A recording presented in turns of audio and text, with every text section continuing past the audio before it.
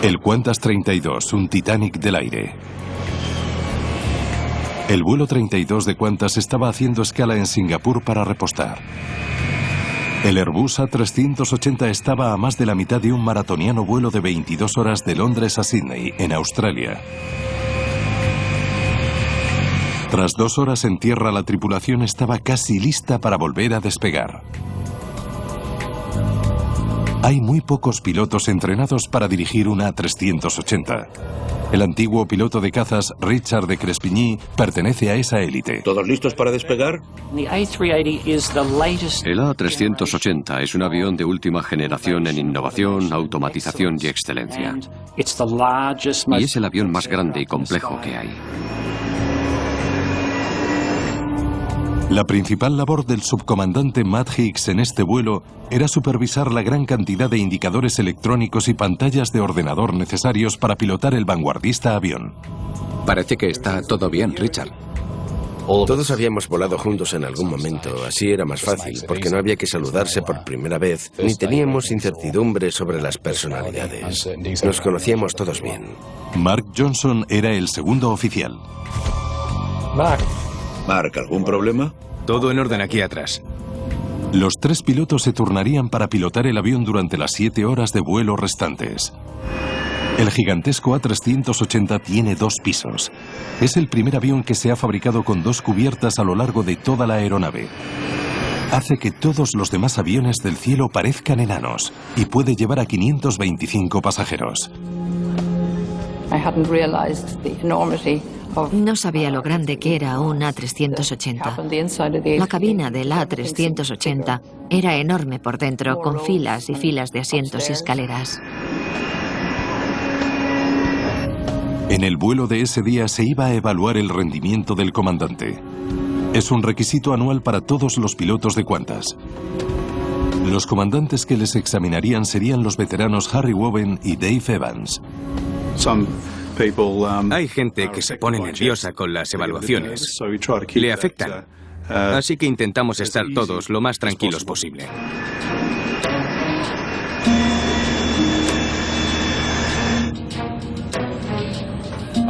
Muy bien, ¿todos contentos? Como a Richard le estaban evaluando, maniobró con cuidado. Preguntó si estábamos todos contentos y respondí que sí. Sí, estoy contento, pero no te estrelles. Qantas 32, permiso para despegar, pista 20 centro.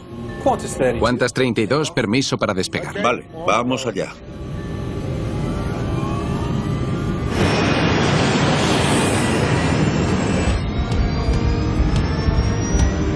Propulsión activada, 80 nudos. Que un avión esté más automatizado no quiere decir que sea más fácil pilotarlo, simplemente es distinto. El A380 funciona con 4 grandes motores Rolls-Royce. Cada uno puede generar un impulso de 32.600 kilos. Diseñan unos motores maravillosos, muy fiables. V1 rodando.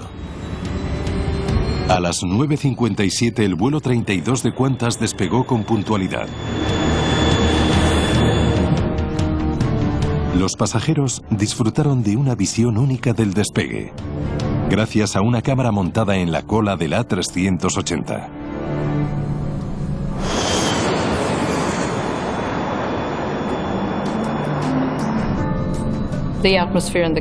Había un ambiente muy informal entre los pasajeros. Nos pusimos a charlar desde que nos sentamos. Había 250.000 sensores que monitorizaban todas las funciones de vuelo del avión. Piloto automático. Encendido. Es de lejos el avión más automatizado que surca el cielo. La lista de comprobación para ascender. Propulsión automática lista. Y ECAM listo. El ECAM, o monitor electrónico centralizado del avión, vigilaba la multitud de sistemas de a bordo y alertaba a la tripulación del más mínimo fallo.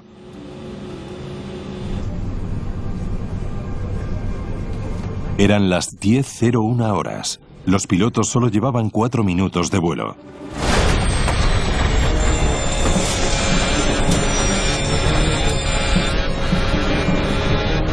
Estamos perdiendo un motor. Es como si el coche diera un petardazo.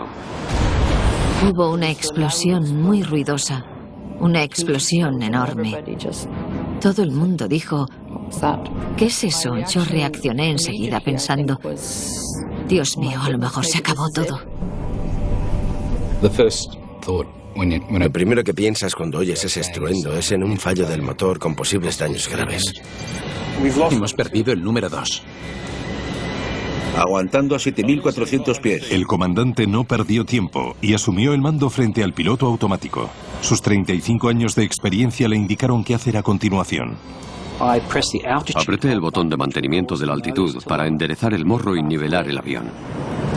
Matt, analiza el ECAM. Ahora mismo. El comandante pidió a Hicks que descifrase los datos del ECAM. Tenía que evaluar todos los mensajes y decidir cuál era la mejor reacción ante cada uno. Tuvimos que interpretar los datos para hacernos una imagen de lo que estaba pasando en el avión.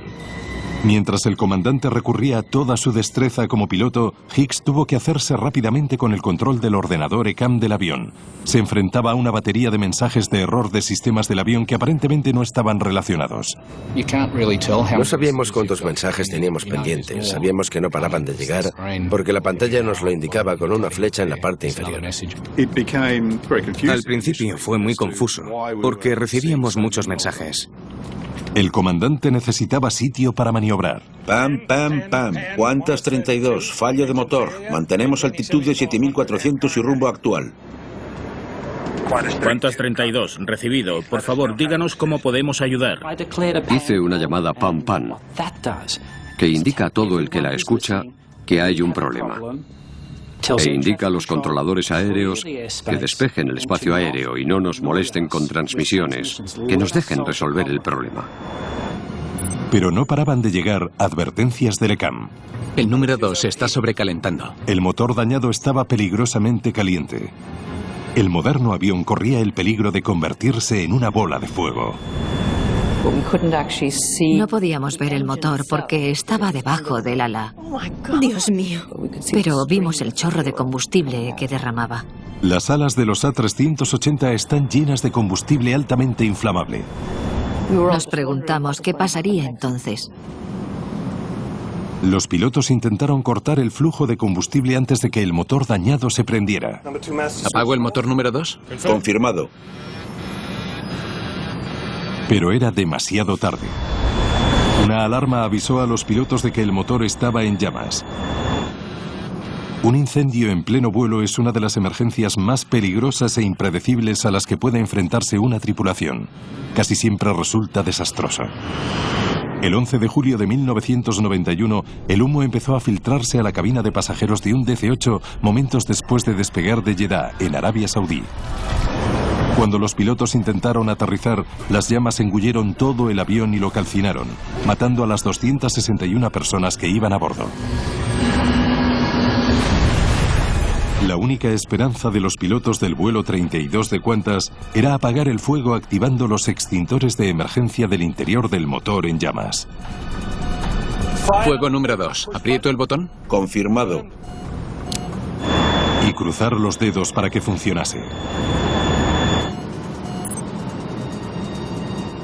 Se ha apagado la alarma. Creo que el fuego se ha extinguido. Hay que encontrar el modo de confirmarlo.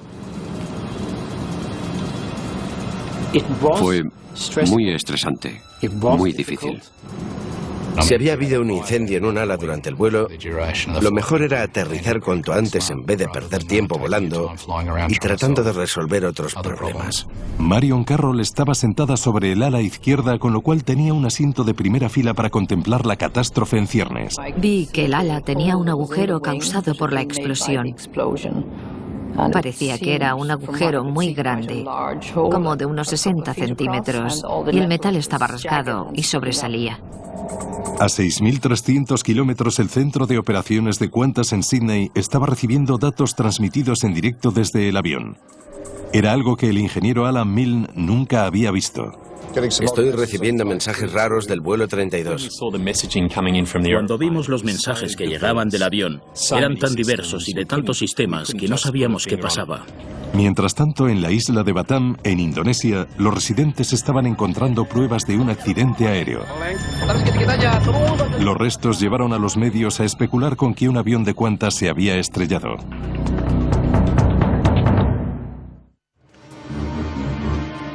En la Junta Australiana de Seguridad en el Transporte, Kevin Chapman recibió la inquietante noticia que estaban difundiendo los medios. Si era cierta, pronto se enfrentaría a la mayor investigación de su carrera.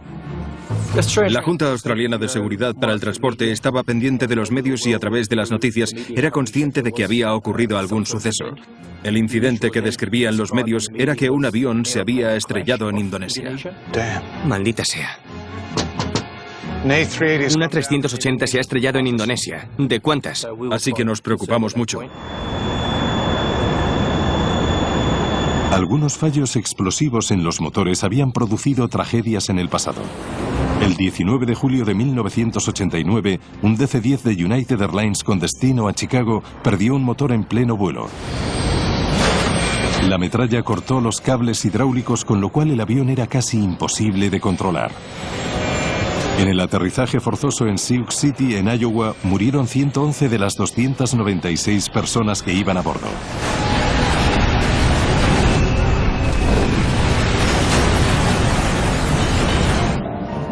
A bordo del A380, el subcomandante Hicks había empezado a abrirse paso entre la creciente avalancha de advertencias del ordenador.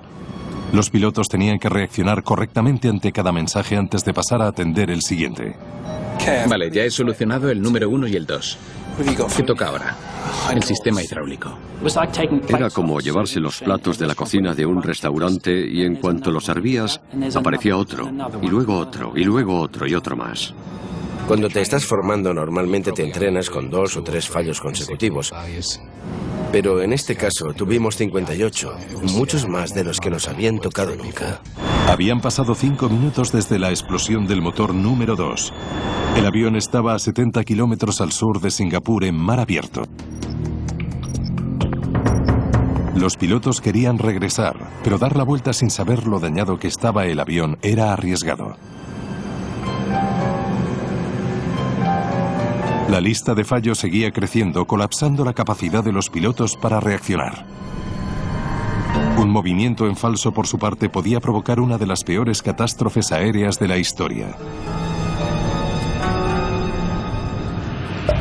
Los ingenieros del centro de operaciones también trataban de comprender el aluvión de errores. Parecía que el avión estaba fallando de todos los modos concebibles. Nadie sabía cuánto tiempo podría mantenerse en el aire. Es un sistema detrás de otro. Mi impresión inicial fue que podía ser un problema de los indicadores, que el avión estaba enviando mensajes de error falsos. ¿Qué está pasando ahí arriba?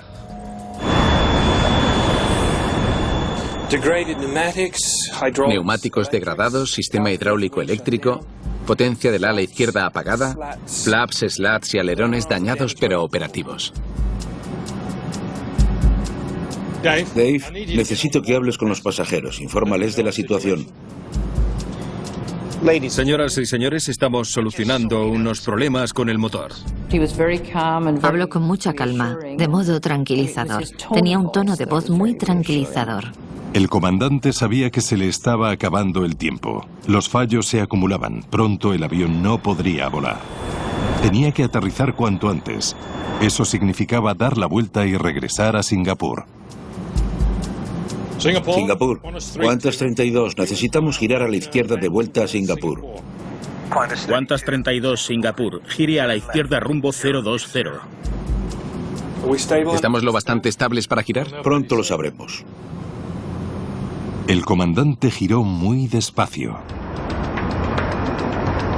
sabiendo que podía perder el control del avión en cualquier momento. Hace falta tiempo para preparar el avión para aterrizar, para comprender el avión con el que vas a aterrizar. Pero a medida que pasaba el tiempo, las cosas empeoraban. Y no queríamos permanecer en el aire un minuto más de lo necesario. Singapur era el mayor aeropuerto en 350 kilómetros. Su enorme pista ofrecía la mejor posibilidad de aterrizar a salvo.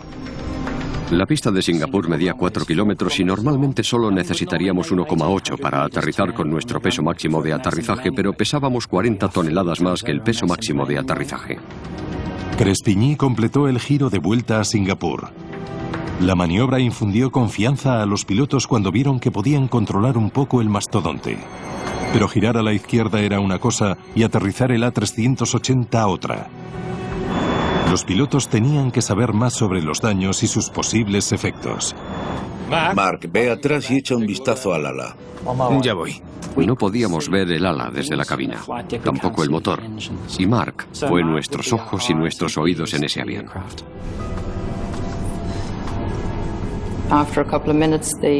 Un par de minutos después, salió un piloto y miró por todas las ventanillas.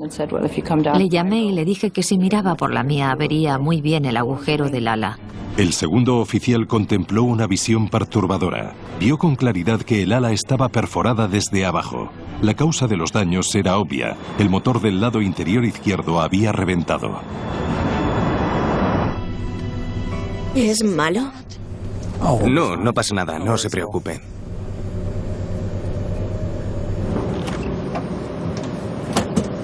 ¿Qué me puedes decir, Mark? El número 2 ha estallado y ha abierto agujeros en el ala. Estamos perdiendo combustible. Es bueno saberlo. Resulta muy valioso mandar a alguien atrás para que aprecie visualmente los daños del ala y al volver pueda decirle al piloto la situación que hay. Sobre todo si es alguien de confianza. Es como verlo tú mismo. La noticia ayudaba a explicar por qué estaban fallando tantos sistemas. Había mandos vitales que recorrían el ala. La metralla del motor reventado podía haber destruido muchos de ellos. Había muchos componentes hidráulicos que pasaban por el ala, así que tenía sentido que el sistema hidráulico estuviera dañado. Explicaba muchos de los datos que recibíamos.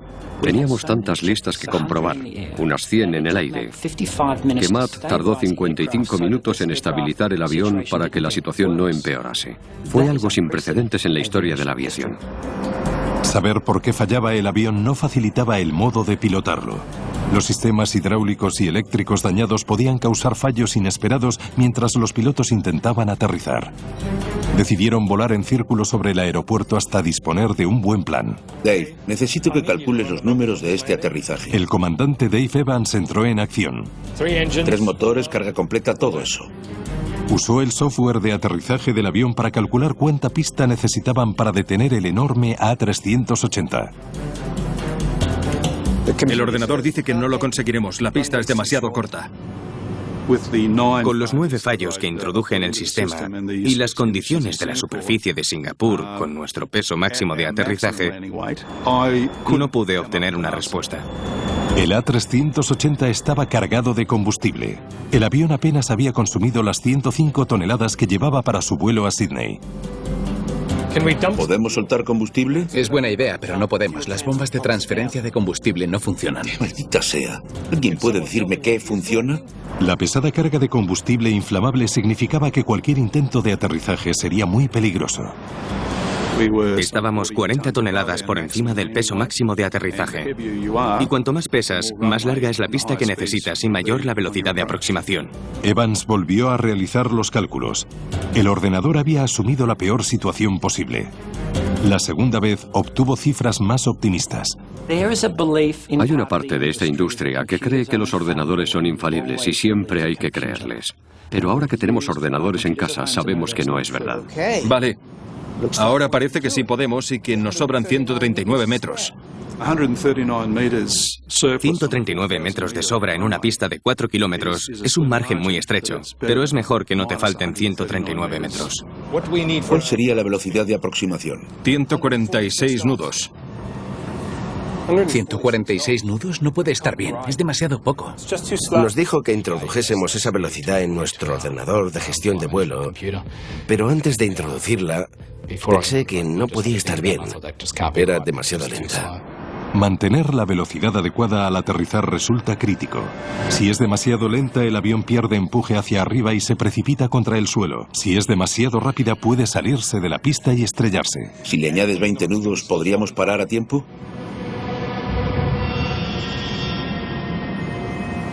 Tienes razón, Matt. Sí. Nos vale con 160. Creo que unimos todos los cerebros de los pilotos de la cabina para crear un gran cerebro y usamos esa inteligencia para resolver los problemas del vuelo, porque eran incidentes inesperados, impensables. En el centro de operaciones de Qantas, Milne vio que el avión había iniciado el descenso final. Lo único que se podía esperar era que los pilotos culminasen con éxito el peligroso aterrizaje. Lo están haciendo. Qantas 32 va a aterrizar. Avisó al personal del aeropuerto para que preparase el aterrizaje forzoso del mayor avión del mundo, que podía resultar catastrófico para los 469 pasajeros y tripulantes. Conocíamos personalmente a la tripulación de la cabina y estábamos muy preocupados.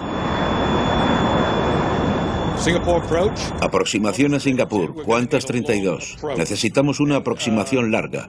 Tened los bomberos preparados. Estamos perdiendo combustible. Recibido, Qantas 32. Tiene permiso para las 20 millas finales. Los 5 pilotos veteranos recurrieron a todo lo que sabían sobre aviación Flap 3. para lograr aterrizar el avión a salvo. Allá vamos.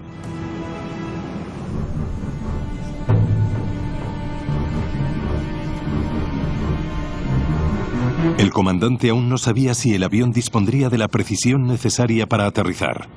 4.500 pies. Decidió comprobarlo cuando aún había margen de error. Muy bien, me gustaría comprobar los mandos. En un avión con capacidad aerodinámica desconocida, hay que comprobar si resulta seguro de pilotar antes de aterrizar. Y eso fue lo que comprobamos. Vale, vamos a ver qué puedes hacer. El comandante inclinó el avión a la izquierda cuidadosamente para alinearlo con la pista. El control de la inclinación no funcionaba bien, habíamos perdido un 65% del mismo, así que sabía que teníamos que verificar el funcionamiento del avión antes de aterrizar. Vale. Cuando inclinó el avión hacia la derecha, los mandos apenas le sirvieron para maniobrar. Enseguida descubrió las limitaciones de su avión dañado. Si los pocos mandos de vuelo que quedaban funcionaban al límite, teníamos muy poco margen de maniobra para aterrizar. Cuando comprobamos los mandos me pareció que no funcionaban demasiado bien y creo que Richard opinó lo mismo. Los pilotos sabían que solo tendrían una oportunidad para alinear el avión con el centro de la pista. No habría ajustes de última hora. Entonces la tripulación descubrió un obstáculo potencialmente catastrófico. El sistema hidráulico del tren de aterrizaje sigue desconectado. El sistema automático para bajar el tren de aterrizaje estaba dañado. Solo podían bajar el tren y esperar que cayera con fuerza suficiente para bloquearse en su posición. ¿Tren de aterrizaje bajado? Confirmado. Si el tren no se bloqueaba, los pilotos no tenían esperanzas de aterrizar a salvo. Necesitábamos las ruedas suficientes del tren de aterrizaje para mantener el avión, con frenos suficientes para pararnos. Hacían falta 2 minutos para que la gravedad colocase el tren de aterrizaje en su sitio. Luz verde, tren de aterrizaje bajado. Se oía un ruido que cambió cuando se extendieron las ruedas. Siempre es un sonido reconfortante oír cómo se extienden las ruedas. Siempre te dicen que el aterrizaje y el despegue son lo más crítico, así que éramos conscientes de que se acercaba un momento peligroso, porque íbamos a aterrizar. Al vuelo 32 de Qantas solo le faltaban 2 minutos para tomar tierra. Cuidado con la velocidad. Vale, un poco más despacio. El comandante ajustó la velocidad para tocar tierra lo más despacio posible y poder parar más fácilmente. Velocidad baja. Maldita sea, tan despacio no. Velocidad baja. El Airbus estaba a punto de entrar en pérdida. El avión perdería sustentación y caería como una piedra si la velocidad se reducía más. Pero si iba demasiado deprisa no se detendría antes de llegar al final de la pista. Era muy difícil mantener el equilibrio. Ya está, la velocidad es estable. Si acelerábamos 3 nudos nos saldríamos de la pista y si íbamos un nudo más despacio saltaba una alarma de velocidad. El comandante tenía gravemente limitada la capacidad para alinear el avión con la pista. Singapur, ¿cuál es el viento de superficie? 170 grados a 5 nudos. Si la tripulación no conseguía la alineación adecuada, el avión dañado no podría dar la vuelta para volver a intentarlo. ¿Todos listos? En el fondo lo que importaba era haberlo tenido todo en cuenta. Si a alguien no se le ocurría nada más, podíamos seguir adelante y aterrizar.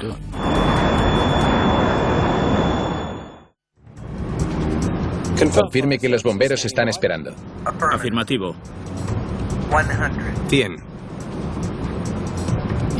Piensas en tus hijos, en tu mujer. Eso haces. Y luego sigues luchando. 50. 40. 30. 20. A pocos metros del suelo, la alarma de entrada en pérdida avisó del desastre inminente. Las preguntas que me pasaban por la cabeza eran sobre cómo había sido nuestra actuación, si había sido correcta, porque no lo parecía. Los pasajeros no éramos conscientes de que habían fallado tantas cosas. Velocidad baja.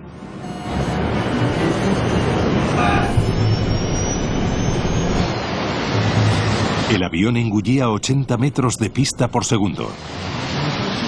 Habíamos perdido un reversor, la mitad de los alerones de las alas no funcionaban y los deflectores no conseguían disminuir la velocidad del avión.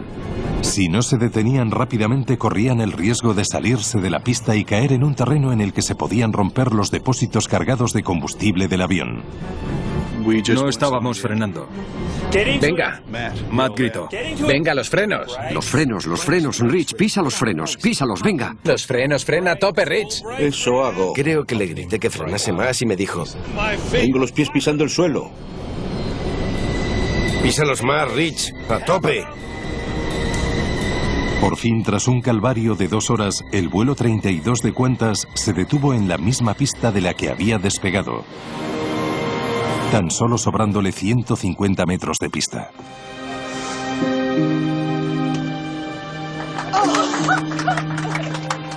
¡Aleluya!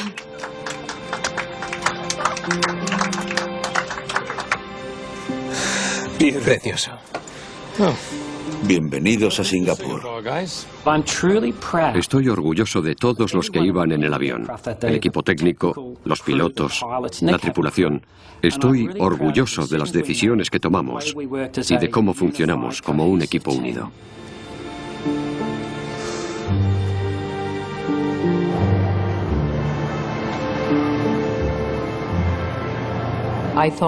Creí, como los demás pasajeros, que la crisis había terminado, que habíamos aterrizado a salvo. Parecía el final de los problemas. Pero el combustible estaba chorreando sobre los discos de freno al rojo vivo y el peligro distaba de haber terminado. Salía humo del tren de aterrizaje izquierdo y había combustible cayendo alrededor. Los pasajeros veían el combustible que caía del ala y en la cabina saltaron las alarmas. La situación era casi igual de mala que durante el vuelo, cuando había explotado el motor. El avión que se había salvado de milagro en el aire ahora corría el grave peligro de arder en tierra. No paraba de mirar el reloj. Estaba muy tensa ahí dentro. No entendía por qué no nos sacaban. Les habla el comandante. Quiero que los pasajeros permanezcan en sus asientos hasta que los bomberos terminen su trabajo. ¿Por qué tardan tanto? En esos momentos tan tensos, era importante que echasen espuma para reducir la posibilidad de un incendio. Mientras los bomberos echaban espuma para retrasar las llamas, el comandante se enfrentó a una difícil decisión: mantener a los pasajeros a bordo o evacuar el inmenso avión. La única respuesta que podía darle a alguien que pregunta si era mejor evacuar el avión o no era: si estás con alguien en tu casa, ¿estás más seguro en tu casa o en otro sitio? La decisión de evacuar o no el avión se inspiró en el vuelo 28 de British Air Tours en 1985. Un 737 abortó el despegue cuando un motor se sobrecalentó y estalló en llamas. Los pilotos frenaron y se desviaron a otra pista. La evacuación se puso en marcha en pocos segundos, pero el fuego alimentado por el combustible estaba llenando de humo el avión. Los bomberos respondieron con rapidez, pero para muchos de los pasajeros ya era demasiado tarde. Se habían asfixiado con los gases tóxicos. De las 137 personas que iban a bordo, solo sobrevivieron 82.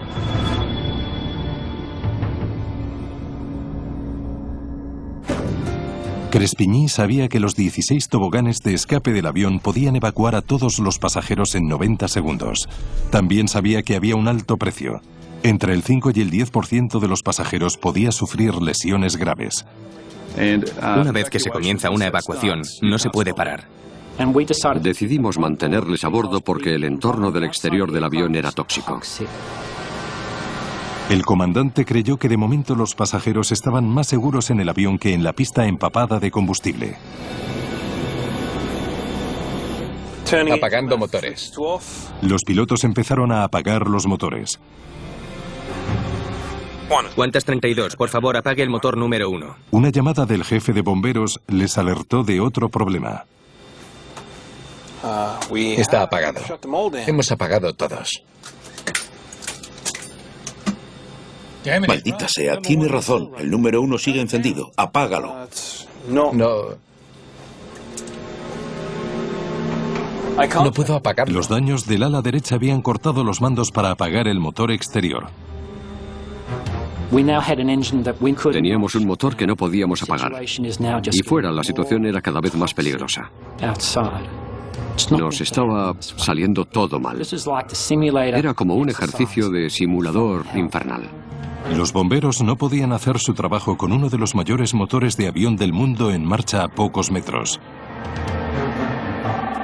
Llamaron al ingeniero de Qantas Alan Milne a Sydney para que les aconsejara cómo apagarlo. Échenle todo el agua que puedan. Enchufaron el motor con un cañón de agua de primera categoría. Hay que recordar que los motores están diseñados para volar a través de lluvia torrencial, así que por mucho que lo intentaron, no pudieron apagarlo.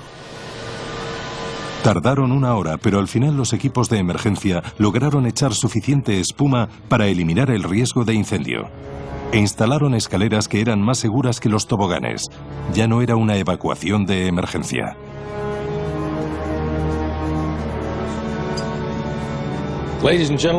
Señoras y señores, gracias por su cooperación.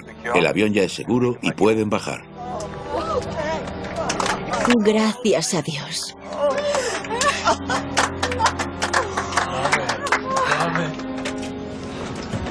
Cuando bajamos del avión, tuve una sensación de gran alivio. Noté que me temblaban las piernas. No sabía por qué me temblaban. Me imaginé que porque estaba más nerviosa de lo que creía. Todos los pasajeros bajaron del avión a salvo. Pero el motor número 1 seguía sin apagarse.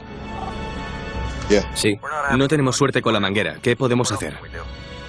Intentadlo con espuma, a ver si eso lo apaga. Al final, no nos quedó otra opción que pasar a la espuma que usan los bomberos para extinguir incendios. La echaron por la parte delantera del motor y con eso lo apagaron. 3 horas después del dramático aterrizaje, los pilotos recibieron el aviso de que ya estaba todo en orden. Qantas 32, me alegra comunicaros que el motor por fin está apagado. Gracias, Singapur. Nos vemos en la pista.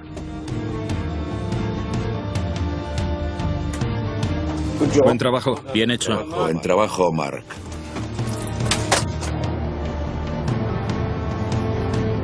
Minutos después, los pilotos pudieron ver los daños por primera vez. Me quedé abrumado. Nunca había visto daños tan graves en un avión. Ese mismo día, el consejero delegado de Qantas, Alan Joyce, emitió un comunicado asombroso. Vamos a suspender los vuelos de todos los A380 hasta que estemos seguros de que cumplen las normas de seguridad de Qantas.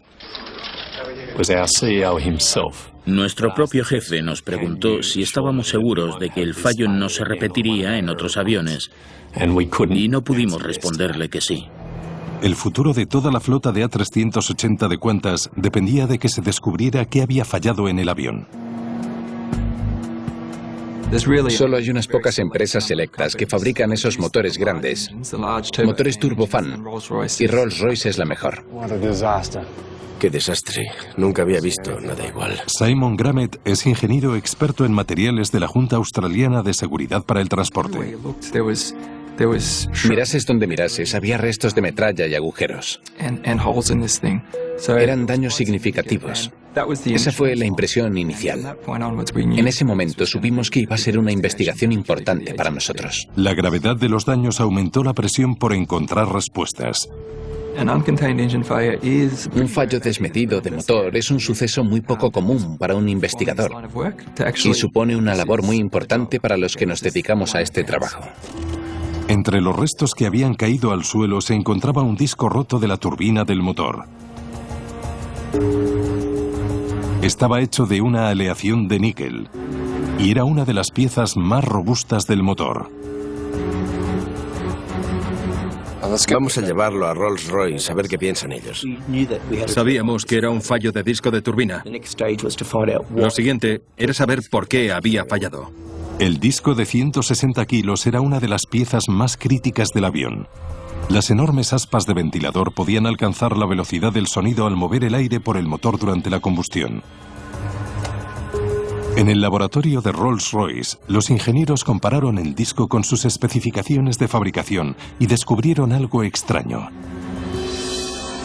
El disco era mayor de lo que debía, lo que indicaba que tuvo que girar a una velocidad increíble, tan rápido que comenzó a estirarse y aumentar de anchura.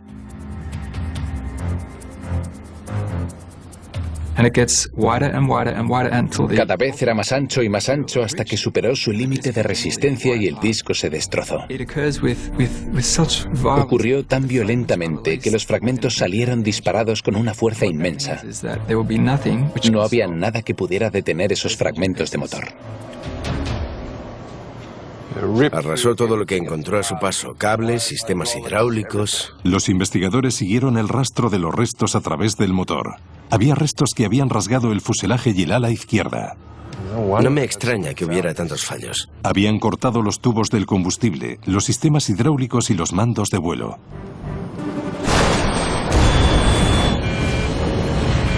Los daños explicaban por qué los pilotos habían recibido tantos mensajes de error tras la explosión del motor, pero no explicaban por qué el disco estaba girando tan rápido.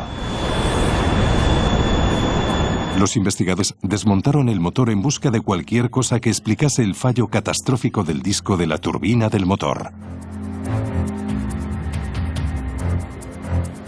El disco había fallado por el exceso de velocidad y no había habido ningún factor que contribuyera a ello en términos de diseño o fabricación del propio disco.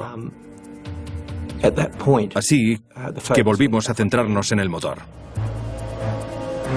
Descubrieron algo inquietante.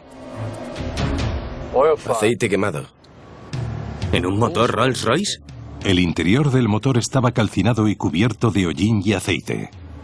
Las pruebas indicaron a Grummet que el combustible del incendio había sido el aceite. El motor había sufrido una fuga de aceite. Grummet examinó el motor más a fondo en busca del origen de la fuga. Kevin. En ese momento, entró uno de los ingenieros a la zona de montaje. Le llamé y le dije: Kevin, creo que ya lo tenemos.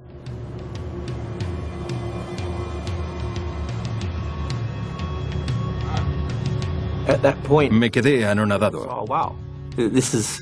Fue un momento importante de la investigación. Un pequeño tubo se había soltado y había derramado aceite encima del disco de la turbina. La pieza rota se llamaba tubo de conexión. Esto fue lo que casi derriba una A380. Sí. Madre mía. Los investigadores creían que el aceite del tubo roto había prendido a más de 1000 grados.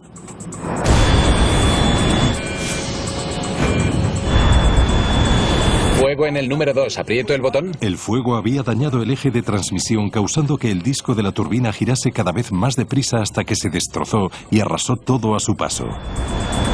Los pilotos no podían haber hecho nada para impedirlo.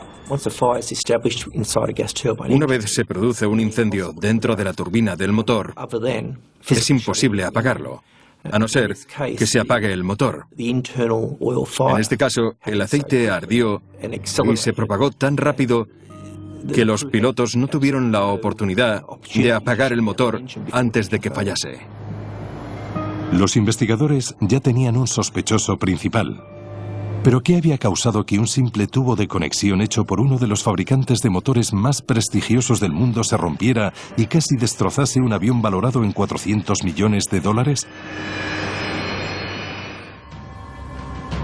Los investigadores enviaron lo que quedaba del tubo de conexión a su fabricante, Rolls-Royce, donde se realizó un hallazgo perturbador. Un extremo del tubo era mucho más estrecho que el otro. Por eso se había roto, rociando el motor con aceite y provocando un incendio casi catastrófico. No extrañaba que se hubiera roto. Tenía un grosor de solo 35 milímetros, lo mismo que un par de hojas de papel. Los investigadores estudiaron el informe del fabricante y descubrieron por qué un extremo del tubo de conexión era tan peligrosamente fino. Se debía a un error de fabricación. Nos sorprendió mucho que una institución tan prestigiosa como el fabricante de motores Rolls-Royce se encontrase en esa situación. La Junta tomó medidas inmediatamente para avisar a otras líneas aéreas de que los A380 corrían peligro. 29 días después del accidente, la Junta emitió un informe en el que advertía de que un tubo de conexión defectuoso había provocado el incendio que había hecho fallar el motor del avión del vuelo 32 de Qantas. Y recomendaba a las líneas aéreas que revisasen sus flotas. La pregunta que planteamos era, ¿qué van a hacer al respecto? El jefe de la Junta, Martin Dolan, pronto recibió la respuesta de Rolls-Royce. Si se detecta algún problema en algún motor, ese motor se retirará de la circulación. En el mundo había 20 aviones A380 en servicio con el mismo motor Rolls-Royce y 34 motores tenían tubos de aceite sospechosos.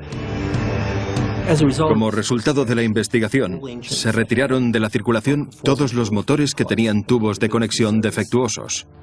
Rolls-Royce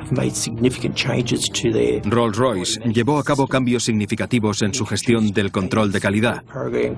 Introdujo un software que retiraba el combustible del motor en casos similares. Los investigadores concluyeron que el vuelo 32 había acabado bien porque su bien entrenada tripulación había reaccionado con rapidez y eficacia, incluso cuando la tecnología más sofisticada de la aviación había fallado.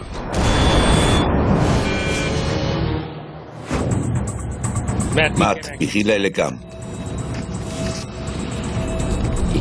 Mantuvo la calma, siguió el procedimiento. Repasamos las listas de comprobación. ¿Qué velocidad de aproximación necesitamos? 146 nudos. No puede ser. Es demasiado lenta. Añade 20 nudos. 166 funciona. A 146 habrían entrado en pérdida. Luego tomaron una decisión valiente. Vale, me gustaría comprobar los mandos. La decisión del comandante de comprobar el estado del avión a una altitud segura proporcionó a la tripulación una información muy valiosa sobre el rendimiento del avión al aterrizar. Menuda tripulación. Un avión moderno como el A380 está muy automatizado, pero todas las automatizaciones pueden fallar. Y el elemento humano siempre es necesario. Es evidente que todo el equipo trabajó unido para superar la adversidad y tuvo el resultado adecuado en una situación como esa. Lo que importa no es que yo dirigiera el vuelo 32 de Qantas. Lo que importa es que en los últimos 110 años la aviación ha compartido sus conocimientos y su experiencia para que volar sea más seguro para los pasajeros. Creo que la historia del vuelo 32 de Qantas es uno de los grandes momentos de la aviación.